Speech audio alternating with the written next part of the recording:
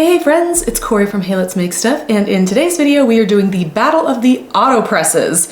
So that's right, I've got my Cricut AutoPress here on my right, and then over here I have an AutoPress from a company called Vevor. And I just found this while browsing Amazon one day, and I thought I would have to give it a try, because it is 1/4 of the price of this one.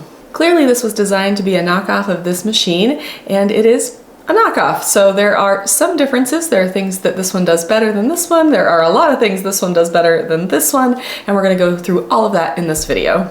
Let's start by talking about the anatomy of each machine. So you might be familiar with the Cricut AutoPress. It has a button on the side, and it allows you to open that top platen. There's a big hinge here that is sort of a combination of a swing away press and a clamshell press, meaning that it opens like a clamshell press. But when you get about 4 inches of the way down here, so there's about 4 inches between the top platen and the bottom platen, it goes down completely flat. That means that you can press thick projects up to 2 inches thick with this press. So obviously, being an auto press, that means that this has auto pressure. When you close the machine, you set the time and temperature. This plate on top lowers down automatically and provides the pressure for your project.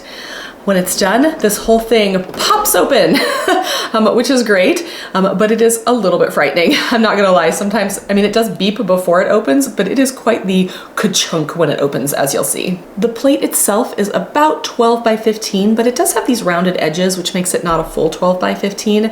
I have another clamshell press that is a full 15 by 15 because it has those square edges. So yes, it is 12 by 15, but it's also not 12 by 15. The Cricut AutoPress also comes with a pad here, which for a lot of projects, I think is too soft. I don't love this pad. It's very similar to the Easy Press Matte, but especially when I'm doing projects for sublimation, I prefer something a little bit more sturdy. So often I will swap it out with a Nomex pad, just like this. I just find that this is a little bit sturdier of a pressing surface, especially for some sublimation blanks. We're gonna do a slate tile later in this video, and I'm definitely gonna use the Nomex pad for that. Overall, the Cricut AutoPress is quite large and heavy. It is about 26 inches deep, which means you need a good size counter to put it on, something very sturdy, because it's also 53 pounds. So this does take a little bit of strength to move around. I would say it's right at the top limit of something that I would want to move around my craft room by myself. Often I will have my husband come and help me lift it because it is quite heavy. You do need another like 2 inches of space because the cord, which you can't really see in this video, comes straight out the back. And I really, really wish they had designed this differently. It adds another 2 inches to the depth of this, and it's already quite a deep machine. If they added it on the side, you wouldn't have that extra depth. So the cord and the little control panel both plug in from the back. They are both removable, so you can remove both cords and store them separately, which is pretty handy. You can also store this on its back, so you can set it down here on its, basically on its back side, set it up so it's standing straight, slide it next to your desk, so it doesn't have to take up room all the time, which is really nice. To turn on this press, you click the lock button and open it first. It will not heat up if you have it locked. So you open it up and then turn on the power button, and you'll begin to hear your AutoPress heat up. I don't know if you can hear that through this video, but it is making sort of a humming sound.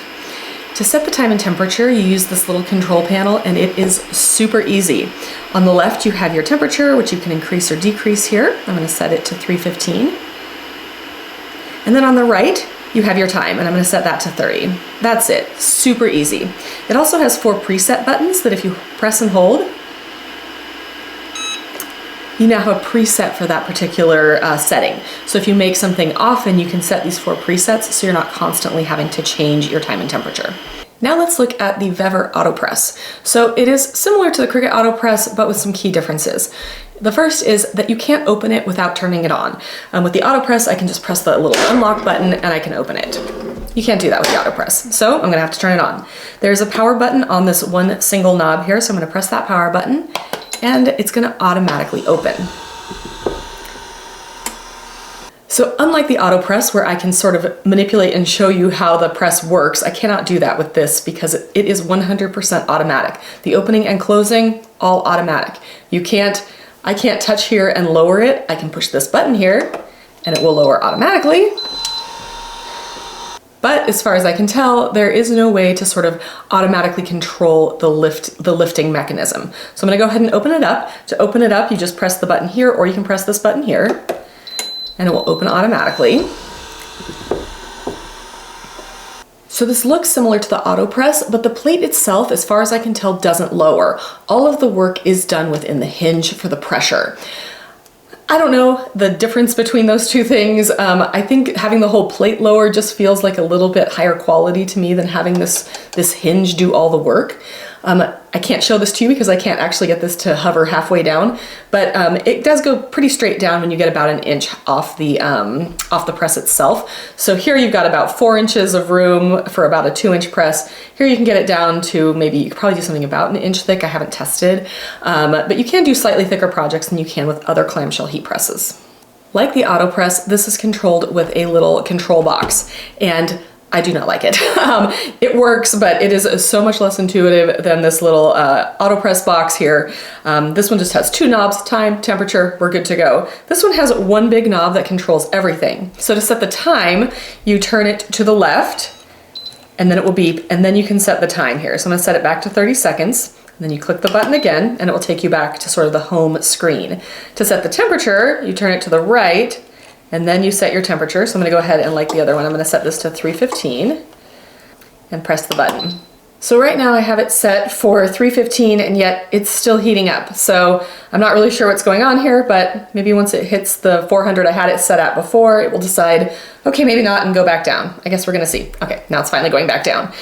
So that's a little awkward. I just feel like the quality of the mechanism here is just not my favorite. I'm not sure if you can notice, but this machine is also a lot quieter than the AutoPress, which is nice. This one has a cooling fan within the top panel here, which is nice because it keeps it all very cool to the touch.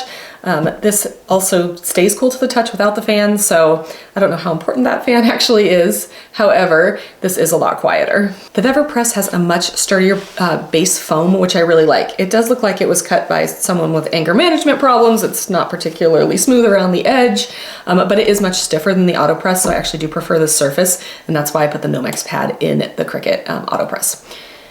So my biggest beef with this machine is that I do not think it is particularly safe when it comes to the opening and closing mechanism. Once you hit the button to close it, there is nothing that is going to stop it. There's no sensors, there's nothing saying, hey, your hands or a kid's hands or anything are in there. With the Cricut AutoPress, you are required to close the lid, and then you just kind of press down this little handle here. It takes almost no pressure and the whole thing shuts. This only closes using one of 2 buttons. So there's a button here, which is also the power button, as well as this button up here, which is kind of awkward to press when it's all hot. So I like the big handle stays away from the heat in the AutoPress. This just feels like you get a little close to that heat press, the heat plate there, which is currently hot. So I don't love it. So I'm gonna go ahead and press the power button to close this whole thing, and you'll see that it closes. It doesn't close particularly quickly, but there have been several times where I thought I was setting a different temperature or something like that, and instead I accidentally hit it and opened it, and when I was first using this thing I was like, oh god, it's opening again, oh, it's closing again, and it kept surprising me. And I can just imagine that, you know, if my kids come over here, this is one big button, they're super excited about it, I'm setting up a project here and they just tap that little button and it starts closing on my hands. I do not like it. It's not the end of the world, and I don't think it's necessarily a deal breaker, but I just want you to be very careful if you get this press, because, oh, it beeped, my time is up, and now it's gonna open. When there's nothing on it, this pad often sticks to that plate. So it is nice that it doesn't pop open like the Cricut AutoPress. I actually prefer that to this press than to this press because that doesn't scare me. But I do wish that the lid was manually closed like the AutoPress instead of this auto close feature, which I just don't think is particularly safe. The Vevor press also has that same 12 by 15 plate with the rounded edges. So if you're looking for plate size, these are pretty comparable. Depth-wise, this is much shorter. So with the cord, you need about 28 inches here. Here you only need about 21 inches, which is significantly less space. I do like that the cord for this AutoPress is on the side, so you're not adding that extra space in the back. I do not like that the little control panel is hardwired into the base here. I can easily unplug this and store it separately. This is always attached to the machine and it makes it very awkward to move. Half the time I forget it's attached, I pick it up and this thing goes swinging. It's not great, but it's not the end of the world either. All right, I'm gonna heat up both of these presses and we're going to make 2 projects. We're gonna do a simple onesie with iron on to see how that works, and then we're gonna do a sublimation slate tile. I've not had the best luck with the Cricut AutoPress and sublimation slate tiles. They require heavy pressure, but we're gonna try one here, we're gonna try one here, and we're gonna see what we get. So to start, I'm going to set both of these presses for 315 degrees for 30 seconds, and we're going to prepare our projects. All right, I am here inside my sort of heat press sandwich, and it's a little frightening because I can feel the heat coming off both of these presses, but I'm going to be very careful. So I said I was going to set these for 30 seconds. I'm actually going to reset them for 15 seconds because we're going to pre-press our garments. So I am using Bella Canvas onesies for this project. If you've been here any length of time, you'll know that I love Bella Canvas. Their garments are so soft. These are 100% cotton, and they are just really, really lovely. My boys both had really sensitive skin, and so I feel like they would have been really comfortable in these onesies. So I'm gonna flatten this out as much as I can on both of these. Both heat presses open fairly wide. The Cricut AutoPress, both because it opens wider and because it's set back because of this hinge, you really do feel like you're very far away from the plate. Here you're a little closer to the plate, but it's not as bad as some heat presses. So let's lay this out here too. Get it as flat as we can. My heat press just came to temperature. And then before we pre-press them, I'm gonna just lint roll them a little bit here. Get that stick there. Just to remove, honestly, all the dog hair that exists in my world, because you don't really want that underneath your iron-on decal. All right, so I'm going to close both of them at the same time here. So again, to close the auto press for 15 seconds, it's this, and then you just press down on the handle a little bit. And for here, you press the button and it closes itself. Make sure your hands are out of the way. Now both machines are going to count down, and when they are done, they will pop open. I'm sitting here, I knew it was coming, and it still scared me. Much more pleasant on the opening. I like this a lot more than the ka-chunk.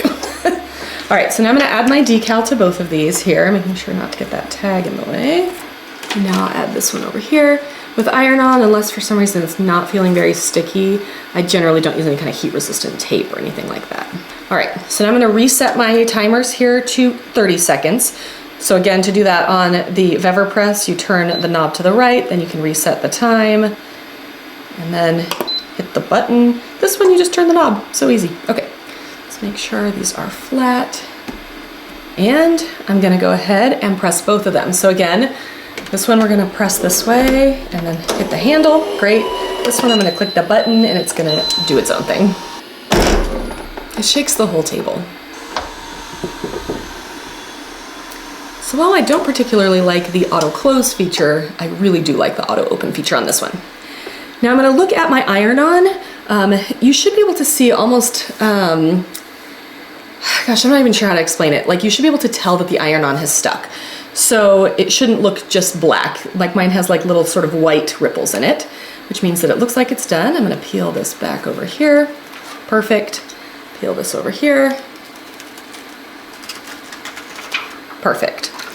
To finish these onesies, I'm just gonna flip them over and press them for 15 seconds from the back. All right, both onesies turned out really well. This is the one from the Vevor press.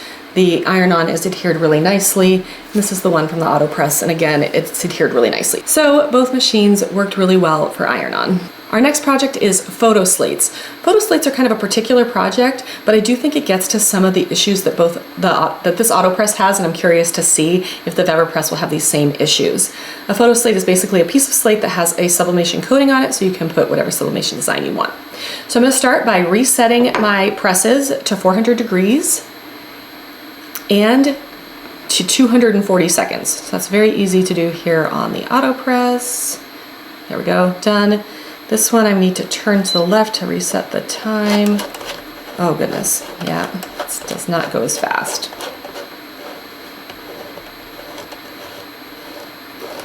I'll get there. All right, 240 seconds. Set, and then turn it the other way, yeah, to set the temperature to 400.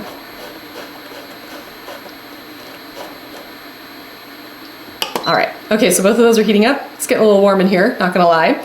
So to make these photo slates, one of the biggest enemies of making photo slates is moisture. So I always recommend that you hover your heat press over the tile to try and draw out some of that moisture. So that's very easy to do here on the Cricut AutoPress. So I'm actually gonna hover my heat press by just holding it down but not touching it. So I'm gonna sit here for about 2 minutes. I really want that to dry out so that I don't have any moisture issues. Okay, it's been about 2 minutes, And I was probably a good inch off, so this is not hot to the touch. I can still pick it up, it's warm, but it's not gonna burn my fingers. So now if I wanna hover this one, I have a problem. I can't hover with this. I can't control this top plate. I guess I could try maybe with my heat resistant gloves and hold this here. It's very hot. So if I had my heat resistant gloves, I might be able to hold it there. But the inability to hover with this one really is a big downfall for me, because there are a lot of times where you will need to hover your heat press in sublimation and you just can't do it with this press. So on this side, I'm just not gonna hover, and we're gonna see if that becomes an issue. For both of these slates, I have actually already cleaned them with alcohol. You wanna make sure you do that before. Gets rid of any dust, debris, fingerprints, that sort of thing. Now I'm going to tape this cute little picture of my family to the slate. So you want to take a look at your picture and the slate and kind of decide like what looks like the top and the bottom. So for me, I feel like this might be the right way. It's really subjective, however you want, but definitely make sure to look because you don't want to end up feeling like your slate looks a little upside down. So let's see, I'm going to tape it on here. So when I printed these out, I printed them just larger than my slate. The slate itself has that sublimation coating, but it does have more sublimation coating along the edges. And we're gonna be using a product here called a green pad to really press this into the slate so that it will get these edges as well. So you wanna make sure that your image is a little bit bigger than your slate here. And then use heat resistant tape to tape all around all 4 edges. All right, so I have both of my slates taped here. I can't actually press them at the same time, and you'll see why here in a second. But to start, we want to put a piece of butcher paper down at the bottom. I really like the butcher paper in the flat sheets. It just works so much better than off the roll. Then we want to place our, this one's warm. Make sure I'm using the right one. Place our slate with the image on top of that. And then we want to add another piece of butcher paper. All of the butcher paper is just to protect our machine from getting any extra sublimation ink on it. Just like that. And then I'm gonna start with the AutoPress, and I'm gonna put on this green pad. So this is a heat conductive green pad, and it is specifically for sublimation. I recently learned that it actually has metal fibers in it, which causes it to get really hot, just like the plate of the heat press. And this does 2 things. One, it protects your hard blank from the hard plate of the heat press, so you don't risk cracking. And then the second thing is that it cushions it around the edges. So basically this will kind of mold around the edges of that slate, allowing our image to press down on each edge of our slate and giving us a nicer press without having a bunch of white edges. So I'm gonna go ahead and put this directly on the top here. And then I'm gonna put one more piece of butcher paper. And then I'm gonna close this, and we are gonna press it for 4 minutes. All right, this is done pressing, so I grab my heat resistant gloves because this green pad is still extremely hot because it is heat conductive. So I'm gonna go ahead and move it over here. This might get a little bit of a leg up because the pad is already hot. I'm not really sure I could sit here and wait for it to cool. I don't have that time today, so it's getting a warm pad. And then I'm gonna put that other piece of butcher paper here, and then I'm gonna close it. This time I'm gonna show you that you can use this button to close it. And we'll go ahead and press that for 240 seconds or 4 minutes. All right, so this one is done pressing. Let's go ahead and take this out. I will say that there is quite a bit more yellowing and charring on this one, so I'm a little curious about the temperature. I don't have a heat gun, so I can't actually tell you if it was accurate, but I'm definitely seeing on a lot of these here more charring. So let's move this I can feel that through these gloves. That's how hot that stays. I'm gonna let these cool, and then I'm gonna come back, we'll take off the images, and we'll see how they turned out. All right, I've removed the paper, and I can say that neither of these are great. The AutoPress is significantly worse than the Vevor press. However, the Vevor press is significantly worse than my traditional heat press, which is a clamshell heat press where I can adjust the pressure myself. So, to start, I wanna show you the 2 pieces of butcher paper that were below the slate. So this is the AutoPress. I hope you can see this. It has the square where the slate was, but it's not very indented. The one on the Vevor press, however, does have some more yellowing, but this is definitely a stronger outline. So I think that the Vevor press does have more pressure than the Cricut AutoPress. All right, first up is the Cricut AutoPress. Not great. The image is technically there, but it's very light. It doesn't look very good. It's sort of mottled. This just does not get enough pressure to do one of these slates really well. I have had this sort of result in the past. I was hoping that maybe it would be a little bit better today. It was not. So let's look at the Vevor press. So the Vevor press, here, I'll put them up together. So the Vevor press is better, but still not good. I still wouldn't want to make these, definitely wouldn't want to sell these, either of these, based on these results. That being said, this is darker. This does have a little bit more image to it.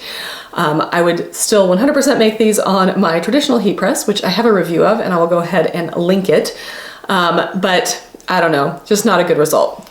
So that's what you're getting with the AutoPress. The fact that it does auto pressure is handy because you're not constantly second guessing how much pressure you have, but because it has auto pressure, you can't adjust the pressure, which means that making certain projects like slate, tiles, ornaments, things that require heavier pressure are just not going to be possible with either of these machines. And you should probably, if you want to do those sorts of projects, look into getting a traditional heat press. All right, so I hope that was helpful. Overall, the quality of the AutoPress, you can just feel it within every ounce of this. The quality of this is so much higher than the Vevor press. You can feel it in the control panel, you can feel it the way that it shuts, you can see it in the hinge. It's just a higher quality press. That being said, it's like 4 times the price of the Vevor press, and they both did iron on just fine. So, you know, if it's up to you, you may want to get this press. I will say that the safety feature of this auto closing is by far my least favorite part of this whole press. It just scares me even after using it for a while. I also do not love that you can't hover this press. Obviously that didn't really make that much of a difference with the slate project today, but it is important to sometimes dry out your prints and those sorts of things. So if you want to do sublimation, I'm not sure if this is the press for you. I'm also not sure this is the press for you. I will link to the press I think is for you, which is a traditional heat press. I think that is a better press for sublimation. But if you just want to do Cricut projects, iron on, those sorts of things, both of these presses will work. And then there's one more thing I'd like to point out, thanks to a reader on Instagram when I shared that I'd gotten this press. A reader in Australia said Vevor presses are banned in Australia for safety concerns, which I don't know if it's the specific one, which is not this one that was banned, or if it's Vevor is banned entirely in Australia, but either way, that is a little concerning. The presses that they were talking about had electrical issues and several caught fire. Not good. So it's just something to be aware of. Don't leave it unattended. I have 2 fire extinguishers out here in my office because I've got all sorts of heat presses and a laser cutter. I think a fire extinguisher is always something that you should have in your craft space, and that will help with any safety issues. I mean, I really hope that this doesn't like catch fire. Also leave it unplugged when you're not using it. That's another way to keep this more safe. If you found this video helpful, I would love for you to give it a like. If you have any questions about either of these 2 presses, I would be more than happy to answer those in the comments. If you'd like more weekly crafting content, subscribe to my channel. I'll see you next week.